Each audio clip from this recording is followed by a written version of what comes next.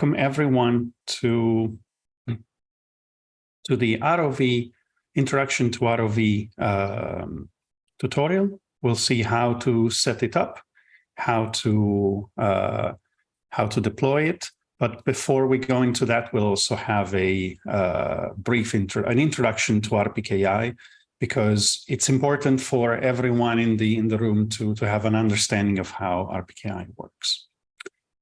I am Max. I am based in Zurich, in Switzerland. I work at the Internet Society, as you can see also from my shirt.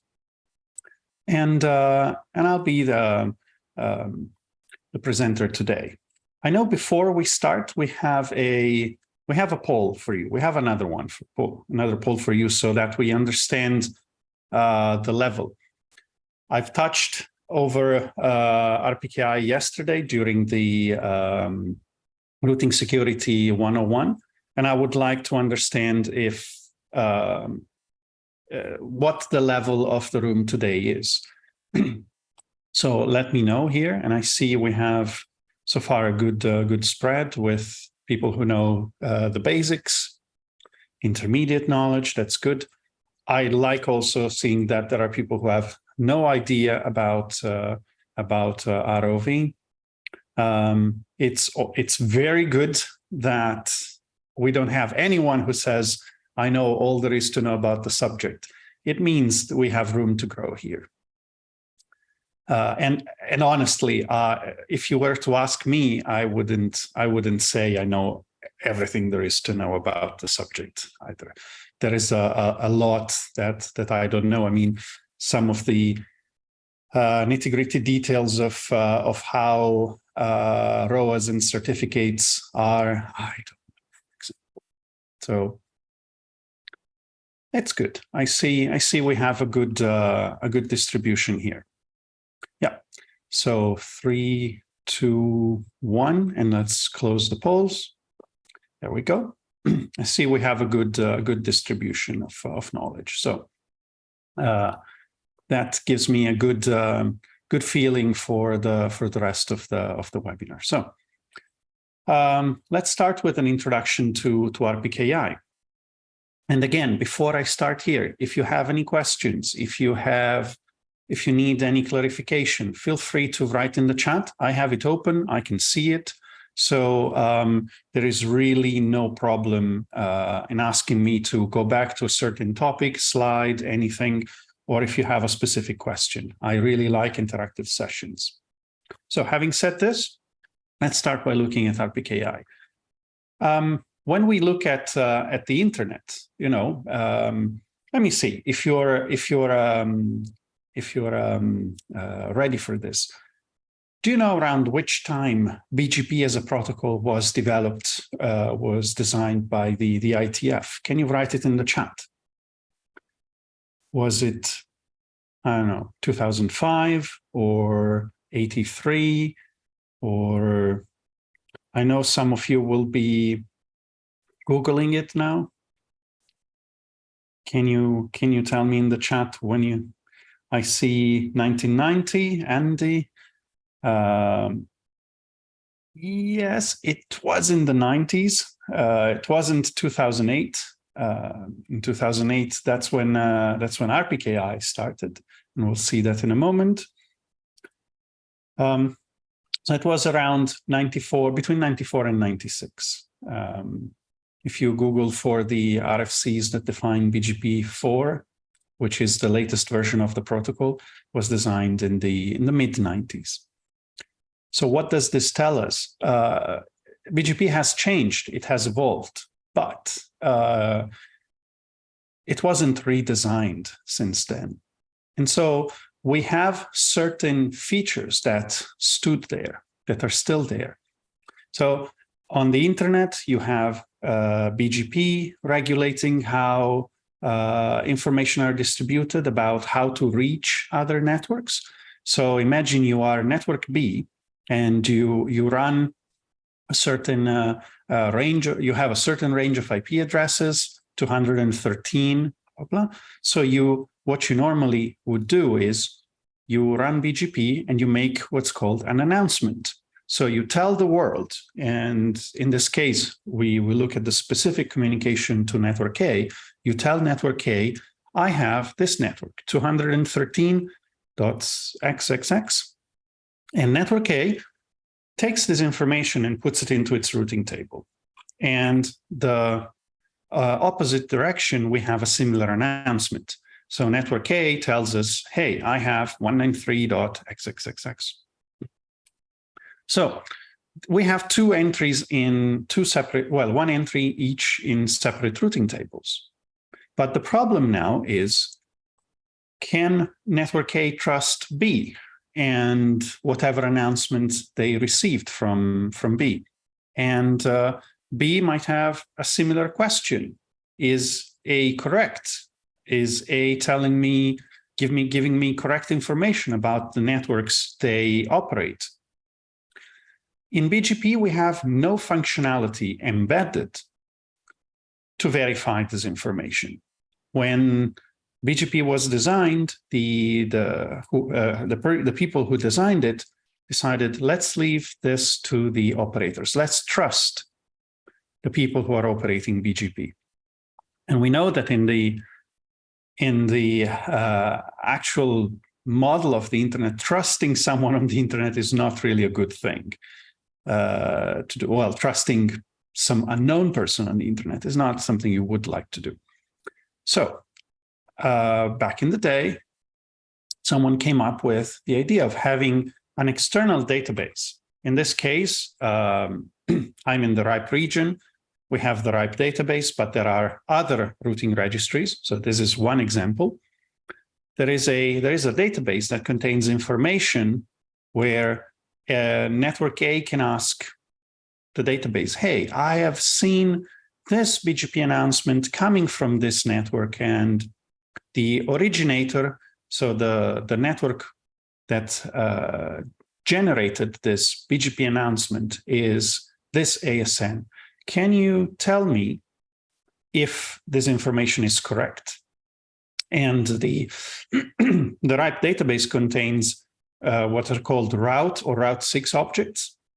And in these objects, you have a network and its supposed origin. So the ASN that you should be seeing originating that BGP announcement.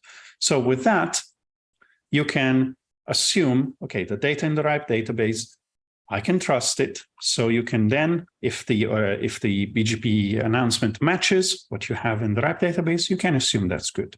And so both networks can read into the RIPE database or other registries and say, okay, have a way to verify that the information they received over BGP is correct or fits into what they're supposed to be receiving. Now, what is the problem, though? The problem is that there are a lot of databases, because in the past, this was not really standardized. So you do have nowadays the 5 regional registries, so RIPE, ARIN, LACNIC, AFRINIC, and APINIC, who operate their own regional, so IRRs, Internet Routing Registries, in a regional way. And those are the ones where you can most trust the data. Because if I received an allocation from the RIPE NCC, and I go into the RIPE database and I try to create a route object, so a statement that says this ASN is enabled, should be allowed to originate this network, and I'm the holder of the network, the RIPE NCC can easily verify that in an automated way inside the database. But a third-party database, there are many, and the most widely known is RADB. RADB doesn't have a way to perform that validation, to know that I'm the legitimate holder of the address space. So there are other mechanisms that are less secure than that. So I have problems with the trust that I can put into these databases. And then I have problems of accuracy. I have problems with incomplete data, or in many cases, lack of maintenance. We were writing some software to check route objects for a whole country. And I took an example from a small country in Africa, and I used that as a test because it was small. So a small number of route objects I needed to verify, supposedly. And then I spent a whole day wondering why my tool was not performing correctly, if there was a bug in my tool. And then it turns out that almost all of the objects that I was trying to verify there to check routing for that country hadn't been maintained in years. And they actually referred to a different database than the Afrinic database. In the past, so before 2006, parts of Africa were under the RIPE NCC. And so route objects were to be created in the RIPE database rather than Afrinic, which didn't exist up until 2006. And some objects were still in the RIPE database. So there is lack of maintenance. And also we have, I mentioned it already yesterday, but together with a colleague, with Aftab Siddiqui, who's presenting tomorrow, by the way, about the Miners Observatory, we did an investigation about route objects and where they're located. So if there are similar objects for the same network in the regional registry databases and in databases such as RADB or AltDB or others. And we found that there is a big chunk of address space that has objects covering it, both in both databases, in a series of different databases, and in many cases, even with different origins. So there is a lack of consistency between the data you might find in the IRR from a regional registry and the data you might find in say RADB. So you have a lot of issues that are related to route objects. So then 2008 comes and RPKI starts being deployed, because it's something that was written and designed to overcome these issues. So it comes straight out of the ITF, so it's standardized, and the idea was to take what we have in route objects, take what we have in the routing registry, add crypto security, but not to encrypt the data, but more to be able to verify it, and then give you data you can trust. So you add a little bit of a layer on top of that, but then we'll see it also in a couple of slides. It follows the idea is to follow the hierarchy of the registries. You see it here in the middle. The idea was that with this, we wouldn't have the fragmentation we have with route objects across different databases. We have one system, one source of truth that is operated by 5 smaller databases, but there's it's one big endpoint that we can verify. So the concept is, as I said, tying IP addresses to ASNs, and then as a group tie them to public keys, to public key infrastructure. And what we get is similar to what we have with route objects that I mentioned already earlier, is make sure that we have a statement that says ASN X can announce this prefix Y, and it's signed by the holder of the prefix. So remember, the signature or the generation of this information comes from the holder of the address space. And we can put there, as we decide, any ASN. So how does this work? Every regional registry has its own certificate authority and a certificate with a root key and everything. And then every local registry, so every member of the regional registry, gets also their own certificate authority with the certificates and their own keys. And then the two are connected because there is a signature liaising the CA from the regional registry to the one from the local registry. So this way, we have some data we can trust. And then we start using this to enable more. And that's in the form of ROAs. What do we have in RPKI? Oh, let me stop for a moment. Do we have any questions? I haven't seen anything in the chat, but let me stop for a moment to see if there is any questions so far before we start delving more into RPKI.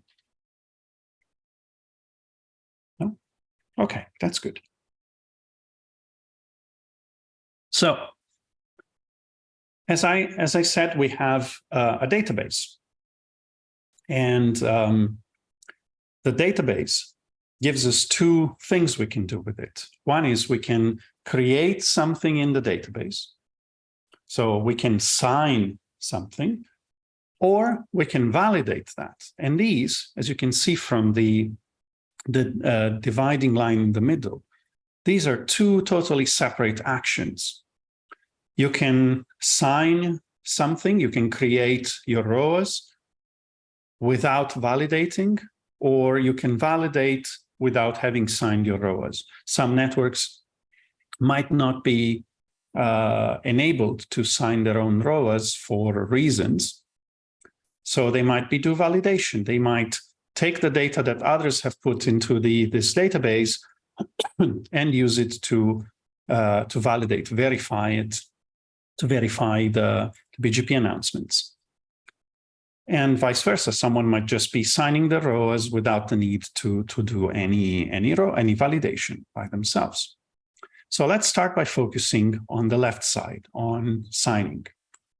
We have ROAs, which are Route Origin Authorization. It's a statement that says, I authorize this ASN, as we've said it already, to originate this prefix. Now, this is an object, it's a file that gets then signed and follows the whole hierarchy. And the LARs can just create a ROA for the resources. So members, anyone can do that. Multiple ROAs can exist for the same prefix. They can have a different origin, different max length. You can play as much as you want with it, and they can overlap. But what do they contain? We'll get back to these concepts later. What do they contain? They contain a prefix, so the network for which you are creating the ROA. They contain an origin ASN. And then, so when we stop here, you might say, well, this is exactly like a route object. What are we adding here? Well, there is an additional field that's called the max length. So the maximum prefix length that a ROA is authorized to advertise, that a ROA holder is authorized to advertise. This means I can have a prefix that is say a /22. Like in my case, I have in my network, I have a /22. And you could create a ROA that says authorized to announce up to /24. So everything in between, which in this case is 2/23s and 4/24s, can be announced by the same origin ASN. So you allow a variable length in between to be announced, or any announcement in the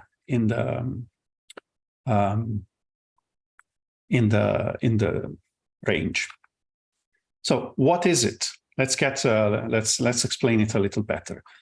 Let's assume we have a network, and this is a /22, and then we have max length declared as a /24. In this case, if we have an announcement that's a /22, all good, all fine. If we have /23s, all good, all fine. 24s, that's fine, but we've reached the limit. And then if we try to announce /25s, this would be blocked. Now, let's discard for a moment the fact that the /25 might not be seen at all in the global routing table because people filter them. But let's focus just on the ROAs. In this case, the limit we've set is between a /22, which is the prefix from the length from the prefix, and the /24, that is what we declared in max length. So anything in between is fine. Whatever comes out of that range, not good. So let's take another example. There's a AS2121 with a /21 and a max length of /21. In this case, only one BGP announcement would be allowed. Anything below that, not good.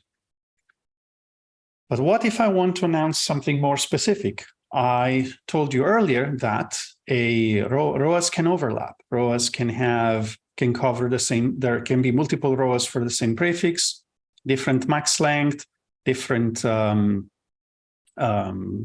origin. In this case, we just need a slash for a /23 because we want to separate the announcement. We want to allow up to a /24. So things will be different. And I will be able to announce the /23 and any /24 below that. And the same goes if I take another part of the address space. Let's say I have another special requirement one day coming up. And here I have AS2121 /23 with max length 23 will allow me to only announce the /23 under that area. And I still see no questions in the chat. So I'll go ahead. Imagine we have as soon as I said it.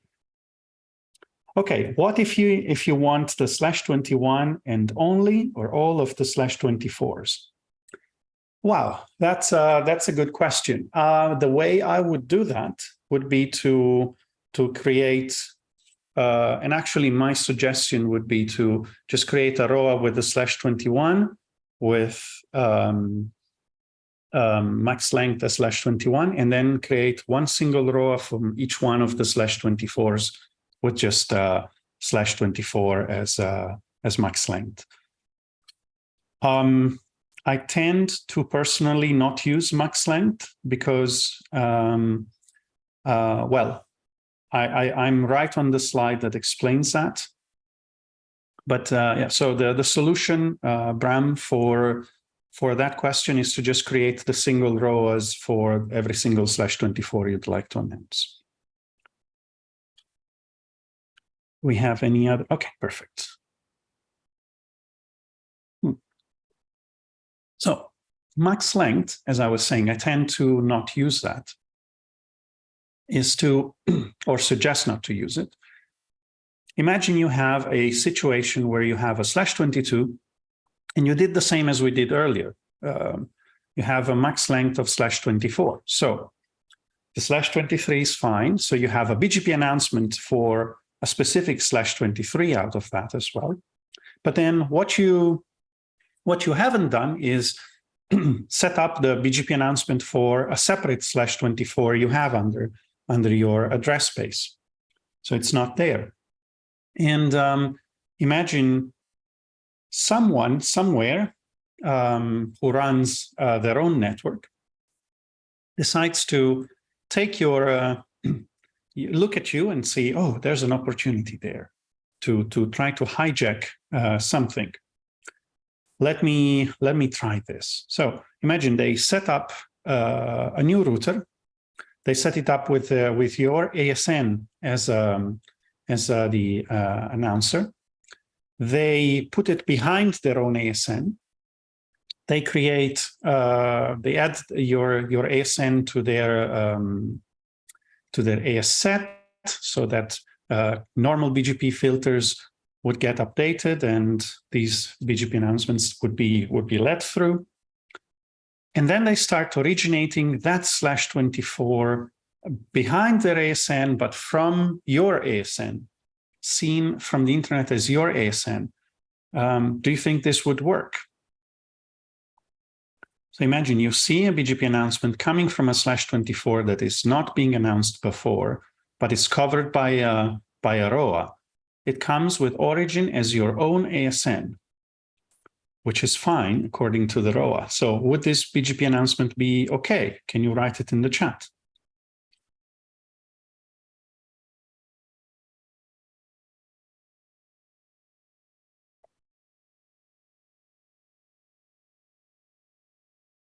Either you're confused or you're taking some time to think about it.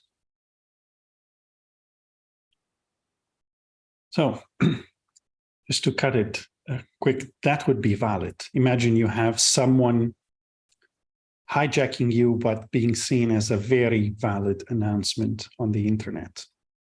So how can you fix this?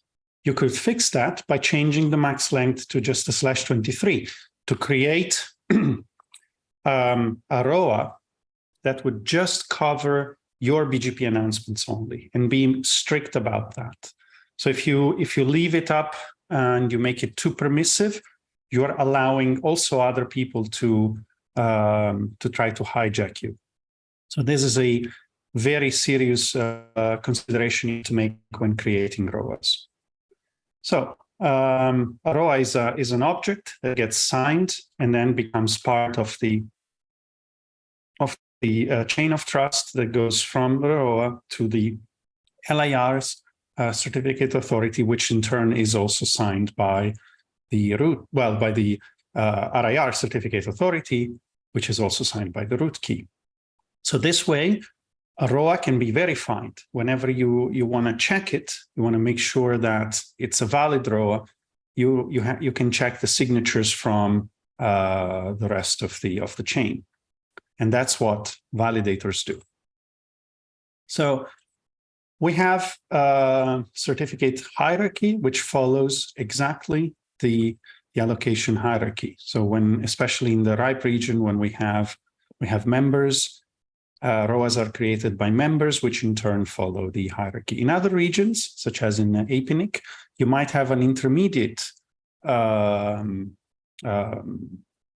point where there can be a national registry, such as in Japan or in China, India, Indonesia. So you would have an additional layer of indirection there.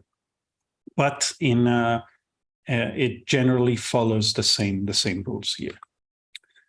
Now you have a way to run RPKI in two separate types. One is hosted and one is delegated. When you run hosted, the RIR hosts everything for you, signs all the ROAs for you. So you have full automation, especially in the RIPE region. And that, then I have an example in a moment. I can show you my ROAs. And that allows you to just focus on creating and publishing your ROAs. So you don't have to do much. You log into your registry's web interface, and then you just create the ROAs, and then you do it. You just focus on that. While if you run delegated RPKI, you can run. You have to run your own certificate authority, and there are two different softwares for doing this. One that's called RPKI Toolkit or RPKI.net from Dragon Research Labs, which is a bit outdated at the moment. So it still runs on Python 2. And a newer one that is called Krill that is under active development by NLNet Labs, which is the one I would suggest if you're interested in running delegated RPKI, which is the one I would suggest to look at. So what you do when you set that up is you set up a connection with the certificate authority of your regional registry. You generate your certificate, you upload it to your registry, and then it gets signed, and then you get the signed copy into your CA. So I have a very quick demo about how to create ROAs. Let me, here we go. So this is my LAR portal. I'm logged in with my own, this is my own LAR. And here I can go into my RPKI dashboard. And as you can see, I have 2 BGP announcements. I have 4 ROAs, 2 valid, 0 invalid, and 0 unknown. So I have these 2 BGP announcements that the system tells me this is what we see on the internet. So I have a /29 IPv6, a /22 IPv4, and then I can go into the ROAS tab. Here you can see I have a /24 that is assigned, well, it's a ROA for AS 141384. And then I have a few others for this network that is not being announced at the moment, 2A0F, colon FD00. So what I can do is I can delete this. Let me copy the network out because I can delete it. And you see, when I try to do an action over ROAs, it doesn't get automatically done. It gets into a staging phase. So I can review the change. It tells me, okay, we're deleting this ROA, staged. I can apply the change. There is no affected announcement if I do that, so I can apply the change. And here we go. If I want to create a new ROA, I can just put the AS number, so 58280. I add the prefix /32, and then I can specify my max length. So when I'm doing this, am I doing a good thing, or is this not so good as a thing? How would you consider that?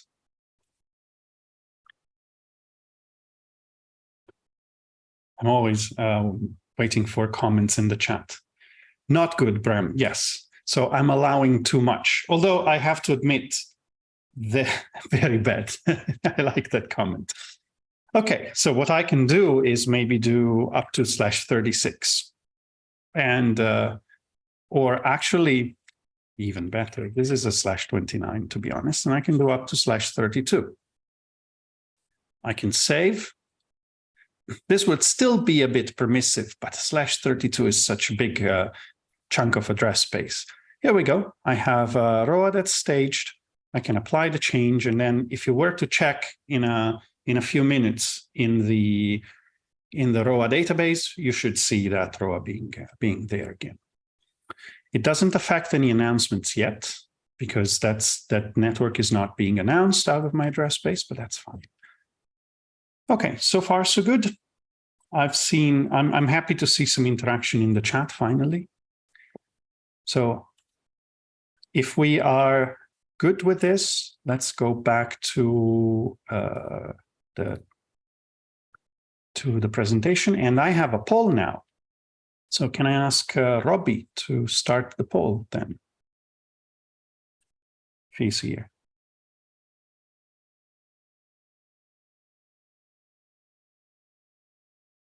There we go. Oh no, we have. The question is, how long from now do you see yourself creating ROAs for your own network? So you see it's relatively simple, especially in the RIPE region. I like that answer. I see someone answered that he or she has already done it while I was explaining it. Or by the end of the year is also a very acceptable answer. So simple, I'll do it today. That's also a good one. Thanks. That's nice. This quarter is also acceptable. I am happy to see that so far, no one has said it's not going to happen. That's good. That's really good.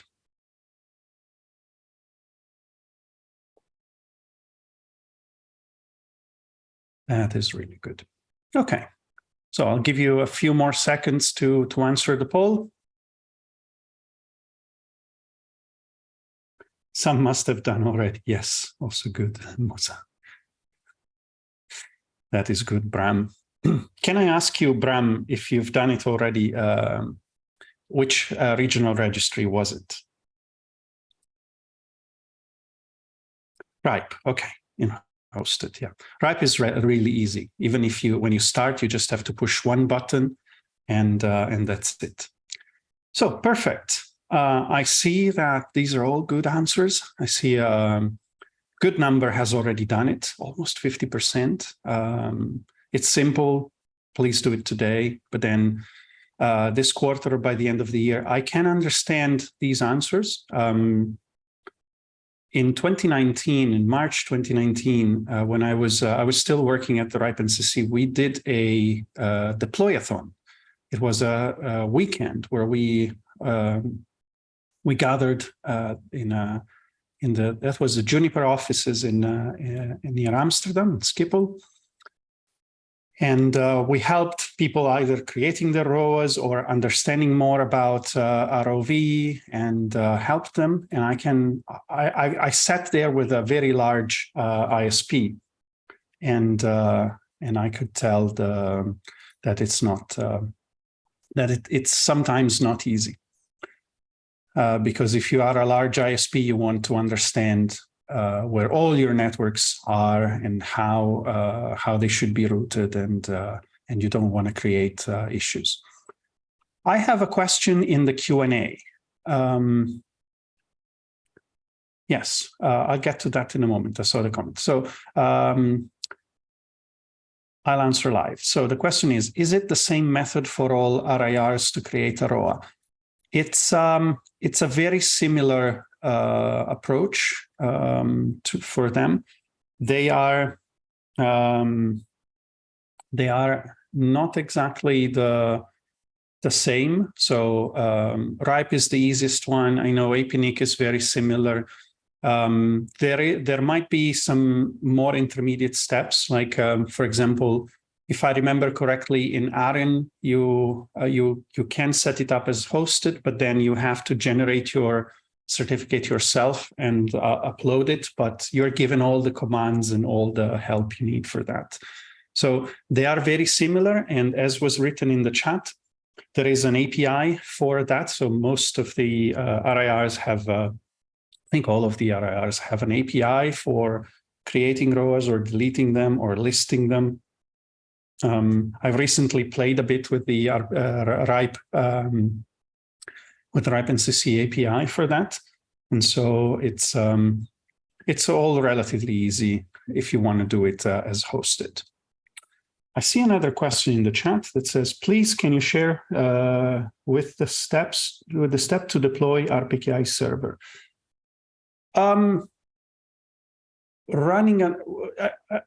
I think when you say RPKI server, you mean a certificate authority. The steps for running krill we are working on that, but there is a very good guide also directly from NLNet Labs. And so that is fine. In the next section, I have an explanation of what relying party servers do. So if that is what you meant, then you'll be answered in the next section. And then there's an additional question. It's required to connect your local RPKI server to the main server RPKI. Yes, it is, because you need to. So when you run your, let's say, your krill instance, and I guess in this case you're considering that, you need to connect to the. So first of all, because anything so your certificate authority must be signed by the RIR's certificate authority, first of all, and then second, you need to provide what's called basically an entry point, because I'll explain it in a second, though. If you have a bit of patience, in a couple of minutes, I'll get in how the system works, and I'll fully answer your question.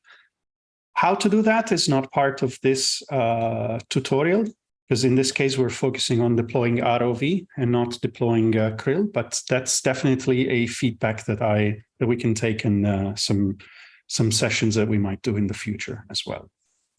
So as I said, allow me to go ahead for a moment. I see there is a hand up, or at least I got a notification about a hand being up. So if you still have your hand up, no, I don't see any hands up anymore. Okay, so with this, let me close all the windows here, and let's go ahead with talking about RPKI validators. So now we're focusing on the right part, which is the core of today's session.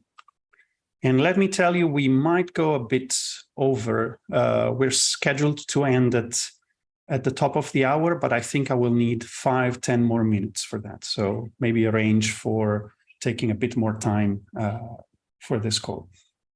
So RPKI validators are software that creates what's called a local validated cache with all the valid ROAs. So what this software does is it downloads the RPKI repository from all the RIRs, validates the chain of trust of all the ROAs, and then sets up a session. Well, it's the router that sets up the session, but has a session with routers speaking the RPKI RTR protocol to distribute this information to the routers. So the first part is this. You have files that are distributed by all the regional registries that are called TAL, Trust Anchor Locator. The files have two pieces of data. One is the location of the repositories of the RIR, so an rsync URL or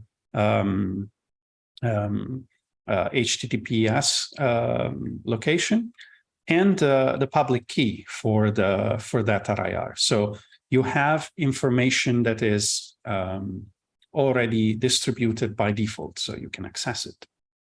With those, the validator connects to those locations and gets the full repositories. So as you can see on the top left, the list of ROAs and all the certificates and the ROAs themselves. All the TALs are distributed now by the by all the validator software. And for ARIN, you just have to acknowledge, or actually it was even removed from Routinator, but you still silently acknowledge accept a user policy or condition. So the validator downloads all of them and then has connections to the router to provide information. So the ROAs get into the router. So depending on the implementation, in the router you would see an additional routing table that contains all the ROAs with the origin ASNs and the max length. And then you have BGP announcements on the other side. So when you put these together, you should have ROAs that match the BGP announcements you see in the routing table. Well, in the BGP table, coming in as updates. When you put them together, if they match, they help the route. If they match or not, they help the router make better routing decisions. So what RPKI validator do we have? We have Routinator and by NLNet Labs. You have RPKI client, which is part of the OpenBSD project. It runs on OpenBSD, but also runs on Debian, on FreeBSD. There's a portable version, Ubuntu, I think. You have Octo RPKI by Cloudflare, and you have Fort. So personally, I use Routinator and Fort, and I also have some RPKI client running. Now, how do you configure them? Installing them is relatively easy. There are packages for almost all the distributions. For Linux, there's FreeBSD packages and ports. So my suggestion is to run at least 2 validators. In this case, we're focusing on Routinator and Fort. And you can configure the correct TALs. They have already been downloaded. In some cases, the ARIN TAL needs to be installed separately. And so on the server, you just need to run Routinator server --RTR, and it will bind on this port and this IP and port. The TAL directory will be created, and then there is no more need to initialize via the init command. There used to be an additional step you had to do in Routinator to acknowledge the ARIN user agreement, but now it's there. No, it isn't there anymore. It was deprecated in the last few versions of Routinator. So you just run it, and then you check with PS if it's running. Done. This is all you have to do for Routinator. For Fort, you can do the same, but you can use system control over systemctl over Debian or Ubuntu. And then if you want to run it manually, you have to do an initiation for the tiles. And then you have to say yes to agree to the RPA, and then the tiles get installed and then it starts. So validators are very easy to install, very easy to run. You don't need huge resources. A small VM with a couple gigs of RAM, some disk would be enough. So that is not something I would worry about. So now let's focus on validation, on the core of this tutorial. We have the validator. We have the relying party that is using two protocols, either rsync or RRDP, to download the certificates and the ROAs from the RIR repositories.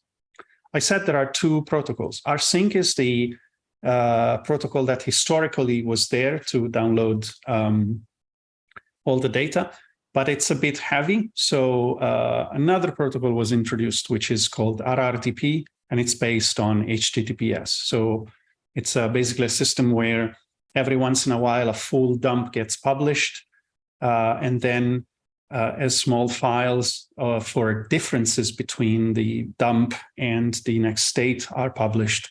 So the validator gets the latest dump and all the differences that have come between the dump and the actual state of the repository. And this is published all over using HTTPS. The validator creates its validated cache, and then using RTR, it distributes it to the routers, and the routers take routing decisions. So this is all done after the validation comes together. Now, how does this all work? Imagine we have a validator which has a ROA that says AS100 is allowed to originate 10.0.0.0/22. And via RTR, it gets distributed to the router. We have AS100 announces the /22. That is fine because it's perfectly covered by the ROA. But let's imagine AS100 tries to announce /24 out of that. There is no specific ROA for that, so it will be seen as invalid, and we'll see that in a moment. AS200, when it tries to announce the same network, it's seen as a different AS originating, which doesn't match the AS100 in the ROA. So that will also be seen as invalid. And what ROV suggests us to do is to discard all the networks that we see as invalid. So some networks that don't match the information we get from the ROAs. Oh, so how does this work? We have ROAs that get validated. I showed it a moment ago, the state with we have to verify that the chain of trust is fine. So no certificate has expired, signatures are good, or they haven't expired either. And then the ROAs can be at that point either valid, so everything is fine, or invalid. So they don't get put into the validated cache from the validators, so they don't reach the routers. So here we go. When the ROAs are valid, they get matched with the BGP updates that the router receives. And at that point, if everything is okay, as we've seen in the previous slide, the route is considered valid. Otherwise, if there is a mismatch in the origin ASN, if there is a mismatch in the max length, the prefix length, then the network is considered invalid. So the BGP announcement is considered invalid. And then we have a third state that's called not found, where we don't have a ROA to validate that.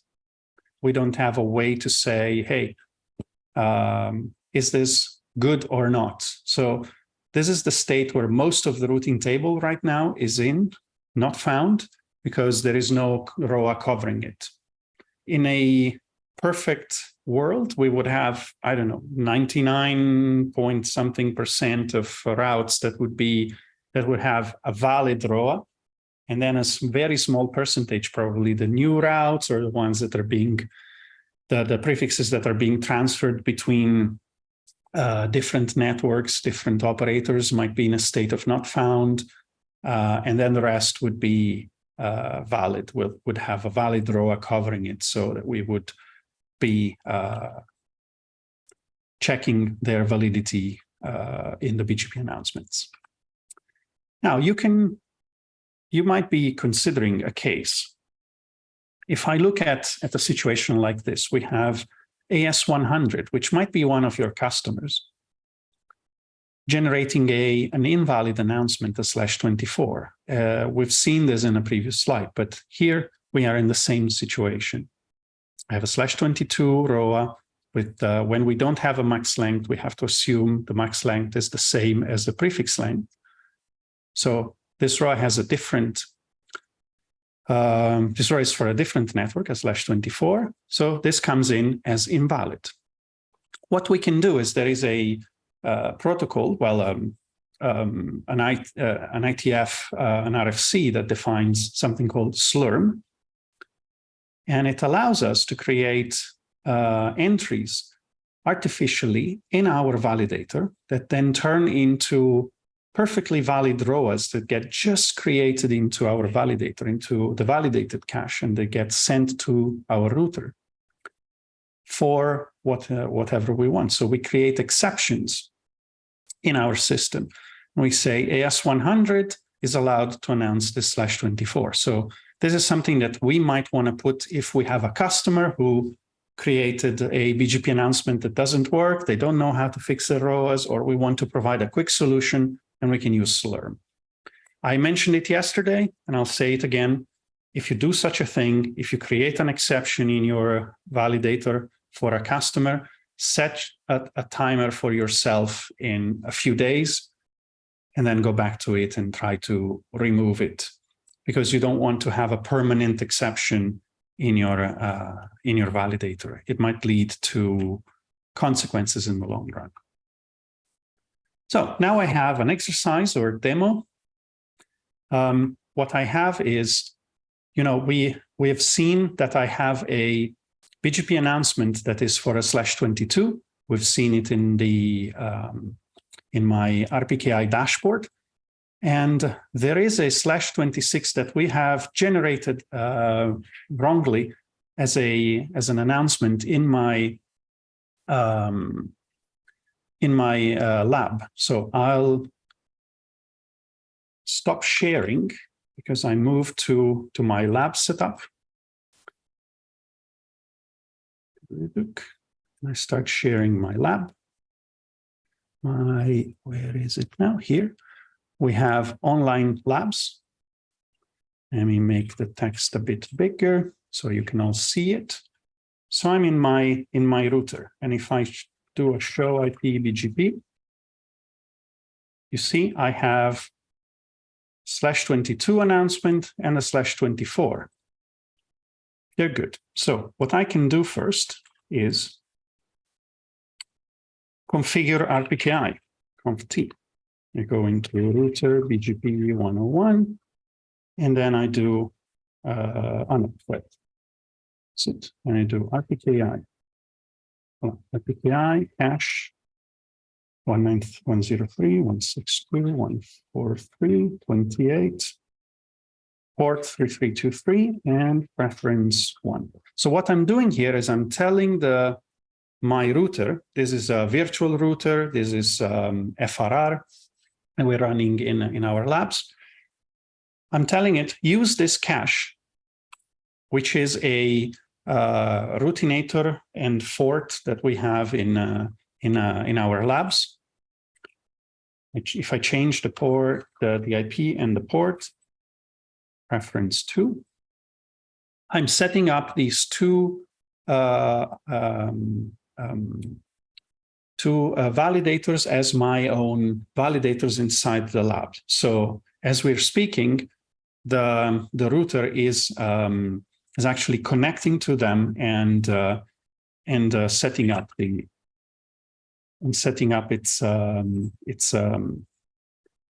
cache. Still no connection. Okay, we can wait for a moment then. I see we have a question. Okay. Yeah. So we'll still need a few minutes. Let me see if I can set up another one as preference 3. So that would be my own. 5. Okay.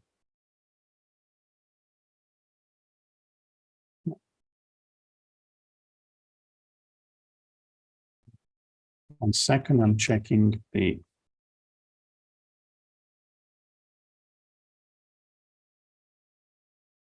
Okay, and that would be 683. Let's see if with that.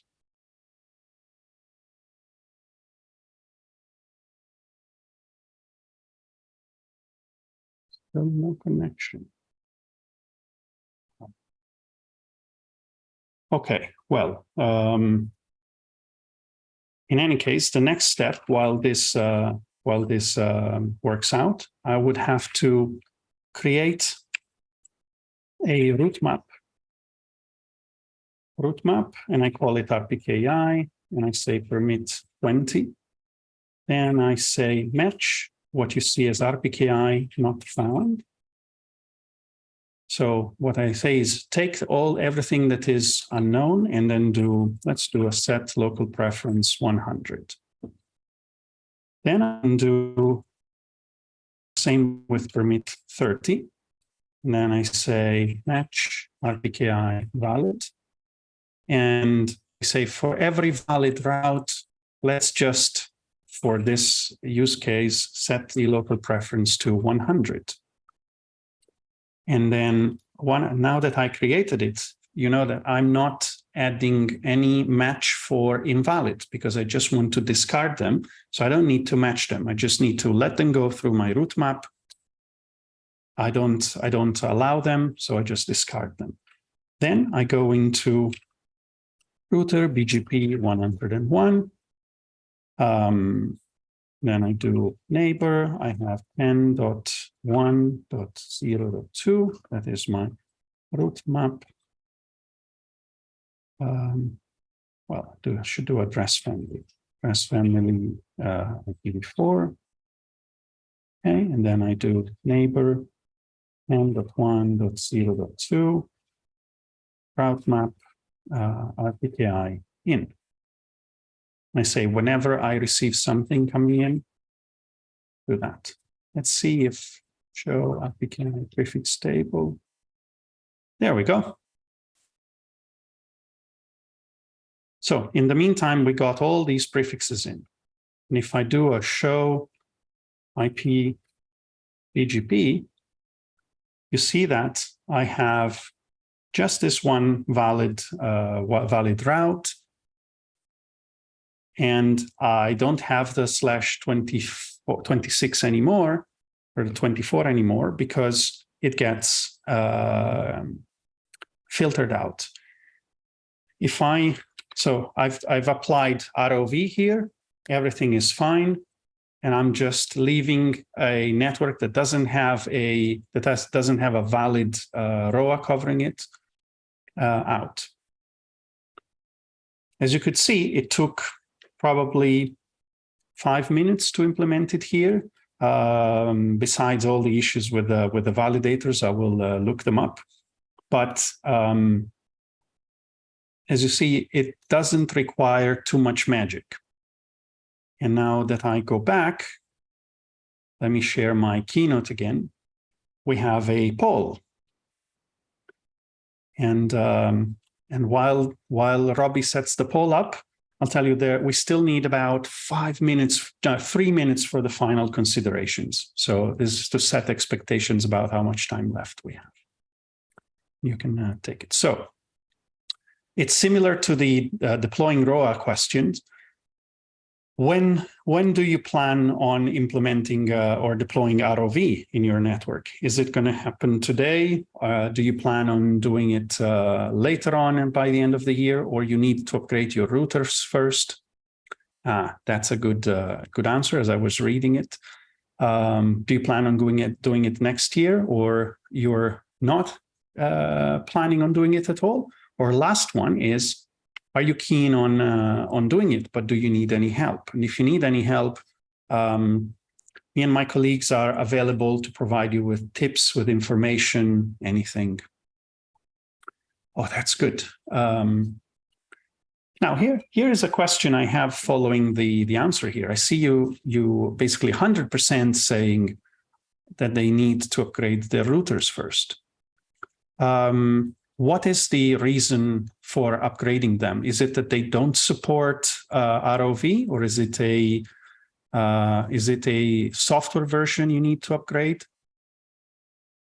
I'm keen to see that in the chat. If you can write that, if you can write the full reason. Is it a software update you need, or when you say upgrade, is it a hardware upgrade, so you need to buy new ones? Software version, okay. And Darshan, can I ask you what software you're running that needs upgrade for the routers to perform ROV?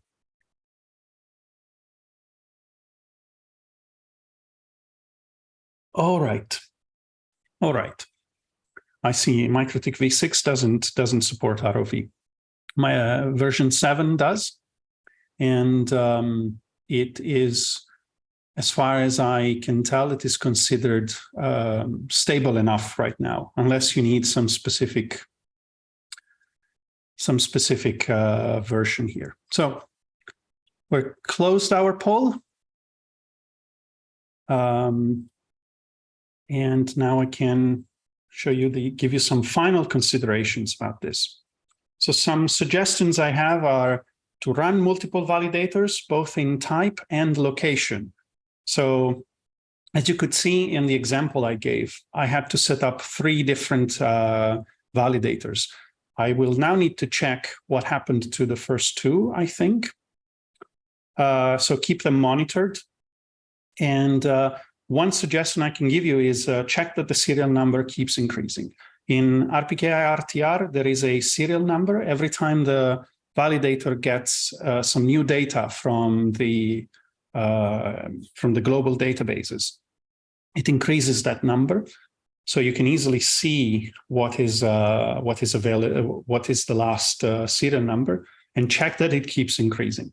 I had a situation where my validators were up, and I was using just one type, and then something happened, and I couldn't figure out why post-mortem, but the serial number didn't increase, so they weren't updating their data, and I was getting stale data in my routers. So also monitor that. And then a software from a fellow Italian. I'm originally from Italy. You can use BGP Alerter to monitor your BGP announcements, to see if there is someone trying to hijack your prefix, something that changes. It has very quick setup. It monitors changes on the global internet for you. So it's it is recommended for you to run that. Now, this was the last slide I have, and I see a question in the chat. What if cache 1 has other information than cache 2? Yes, that is a very good possibility. It might be that they, so for example, Fort has an interval of about an hour between updates.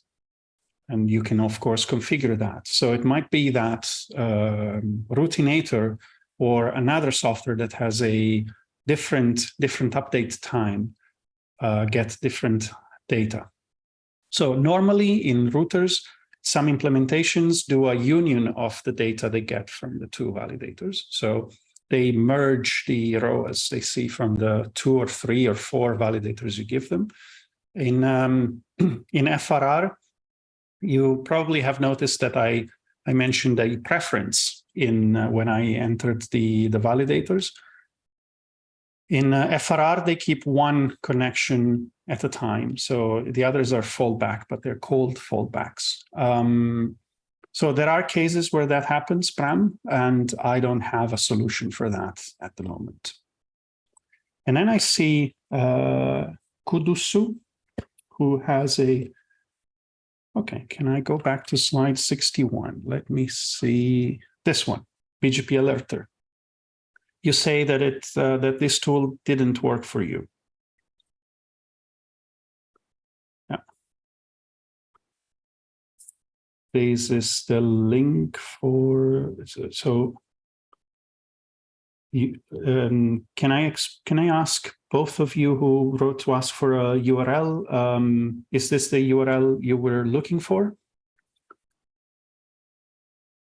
On slide 61 for both for Dr. Janvier. Okay, so this one. Okay. Okay, so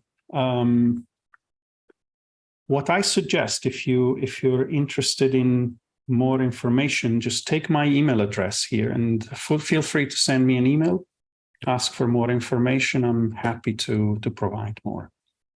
So just maybe take a screenshot of this page and then feel free to send me an email.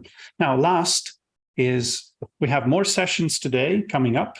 There's a session about learning your manners by an external speaker, so not ISOC, by Zubair Khan. And then we have a session about routing security for your supply chain by a colleague, by Andrei Robachevsky. We have a last question. Will you be attending any other sessions during the week? Will you plan on that? And I see there's a full 100% saying yes. So that's a very good outcome here. I hope this was interesting. Oh, so let me get back to, this is my email address. It's in the slides. It's stucchi@isoc.org. You can write it in the chat.